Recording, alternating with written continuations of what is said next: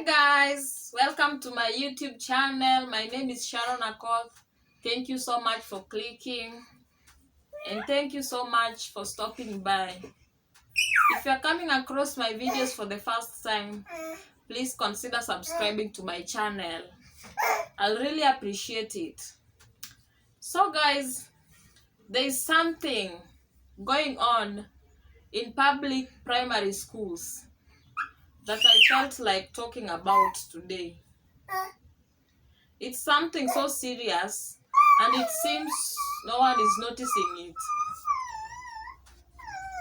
It's so serious and somehow not so good for our pupils back in primary school. So it happened that I schooled in those public primary schools. Those schools that school kids call polling stations. If you know what those polling stations are, then you know what I'm talking about. Yes, those ones. If you're a cool kid, don't worry.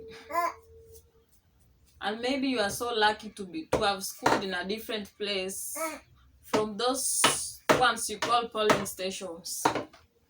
So guys, there is a norm, especially in Nyanza schools. I schooled in Nyanza, so I'm talking about Nyanza. Unless it happens in other counties, which I'm not so sure about. But what I'm sure about is it's happening in Nyanza schools. So, like teachers order pupils to bring firewood to school. And do you know what this firewood is for? This firewood is for those teachers to cook.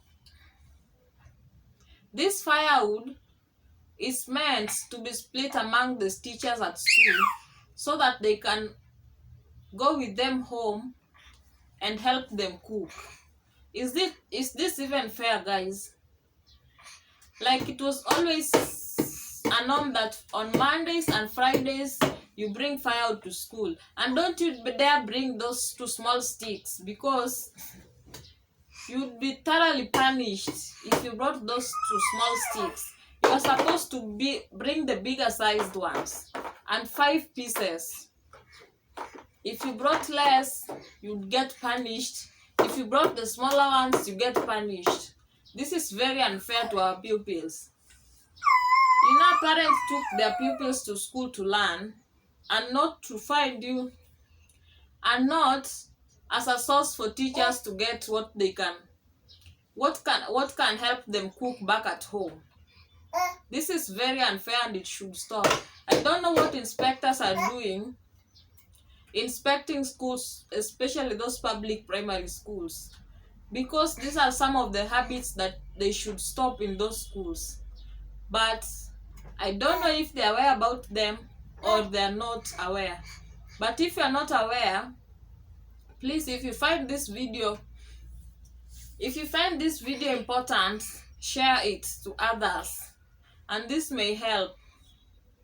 So the second thing is,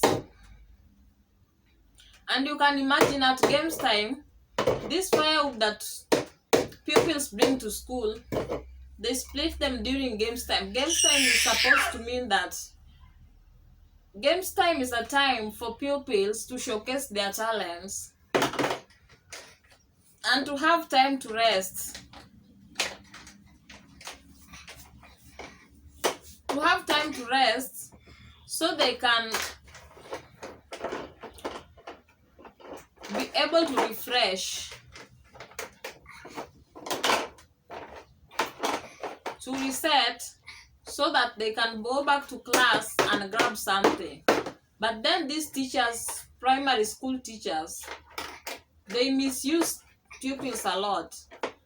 You find that during games time, this is when this firewood are split and taken to teachers' various homes where they stay. So you bring the firewood to school, and then at games time, drop them to the various places the teachers are staying, which is very unfair and uncalled for. This habit should stop. And then at games time, this is when you find that female teachers who plait their hairs and suddenly realize that their hairs are untidy calls a group of girls to go and do their hair. Please, if you are a teacher and you have to undo your hair, please go to the salon, and if you cannot afford it, please find the cheapest way you can. Engage your children or your neighbors back at home, but not people's children at school. That is very wrong. And then the third thing that teachers are not doing right is that, you see, sometime I remember when I was in class 4, and then we were told to go fetch water from the river. Imagine a river, flowing river, a river that is very flooded. So we were told to go fetch water, and then unsupervised, not just go fetch water, but unsupervised, without a teacher.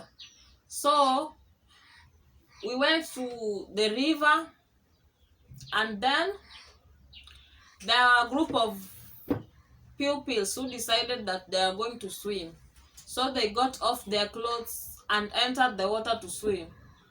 Just as they were playing in the water and swimming and all that, then one of them drowned. Do you know that child died? That child died like that, and she was a class 7. You can imagine. She passed on. And I don't know what happened to that case, because no police was involved. Like nothing, no authorities were involved. The child was buried and everything died just like that. So you see the dangers of such things. And then one day a teacher wakes up and then tells pupils to come with cow dung to school. So you see, in certain cases like mine, I never used to live at home. We lived in rentals. So tell me where you are going to get this cow dung from. You don't even own a cow. Where are we supposed to get this cow dung from? And the teachers never understood that you could not get the cow dung. What they wanted is a cow dung. And even this firewood that we were told that we should fetch on Mondays and Fridays and bring to school, there was no place where we could get the firewood. Tell me whose fence you are going to break for you to take firewood to school. You see, it's a challenge. So it meant that my mom had to buy us firewood from the market so we can take them to school every Mondays and Fridays. So, and it was so expensive. So you see, this is a burden for both parents and pupils. Sometimes you need to understand things, and sometimes we need to reason like adults. So you see, so primary school teachers, I'm not against anyone or talking ill about anyone, but be fair to pupils. Sometimes what you do discourages pupils. So, and then one time, there was a time that the bell for lunch rang, and you know those lower primary students, how rowdy they can be. So they just started shouting like, lunch. Do you know what happened? Everyone was returned back to class, and the teacher on duty commanded that no one is going for lunch. Everyone had to stay back to in school. And you see, in this, what happens in these public primary schools, some of the parents cannot even afford something for breakfast for their children when they are coming to school. Children come to school on empty stomach. So you can imagine a child who came from in. So you can imagine a child who came in school on an empty stomach, and then you deny them going back for lunch. and maybe that was the only option he or she had. Sometimes maybe they are not going to get supper, and then you deny them going home for lunch. You make them stay back at school hungry. It was a very bad situation. We need to learn how to handle kids and certain situations. You cannot punish a child by keeping them hungry because of just shouting, simple shouting. There is a best way to handle things, and that is what we need to learn. Okay? And then there are these issues about handling adolescents. You see, most of pupils get to adolescence when they're adolescent stage at primary school level. Primary school children are, most of them are teenagers, these upper primary school pupils. So we had madam teachers who never knew at all how to handle these teenagers. Like, for example, they would see you starting to get some changes in your body, like breasts are coming out, some things like that. And then they would start talking about you. That is when they start gossiping about you, how you are a spoiled kid. To them, growing breasts meant that you have started misbehaving around with boys, which is very wrong. You see, hormonal changes are things that are meant to happen, but to them, these changes meant that you are messing around with boys. Sometimes you'd wonder if these teachers went to school at all. I don't mean to offend anyone, but it is very wrong.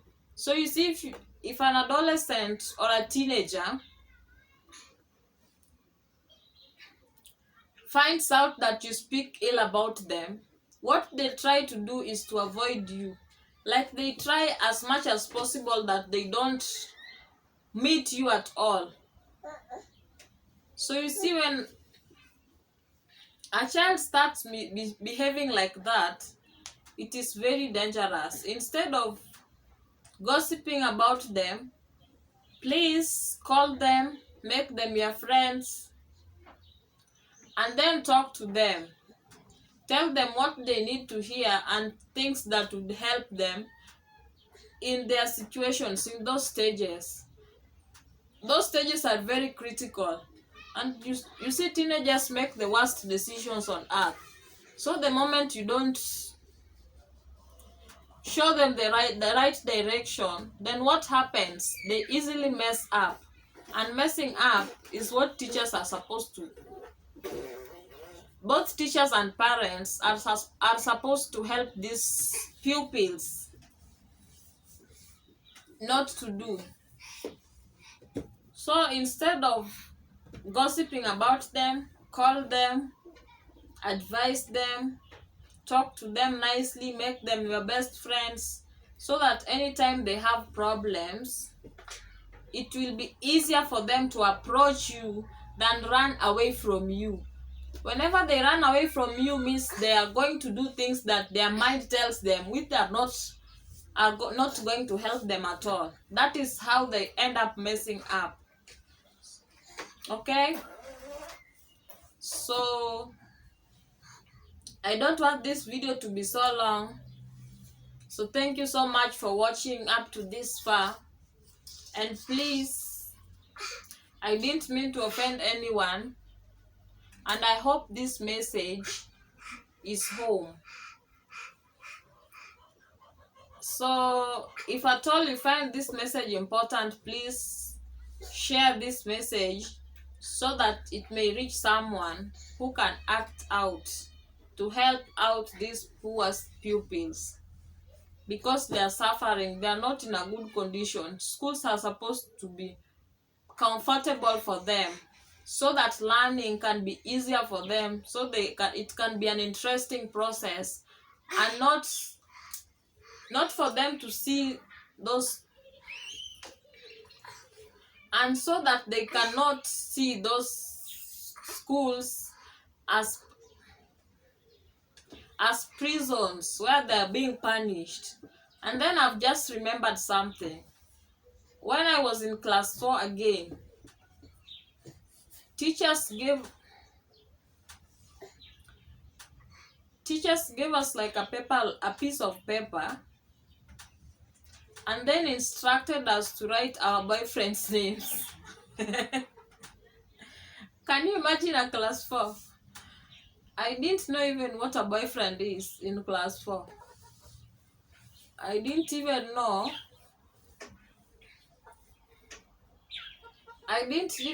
That people should have lovers.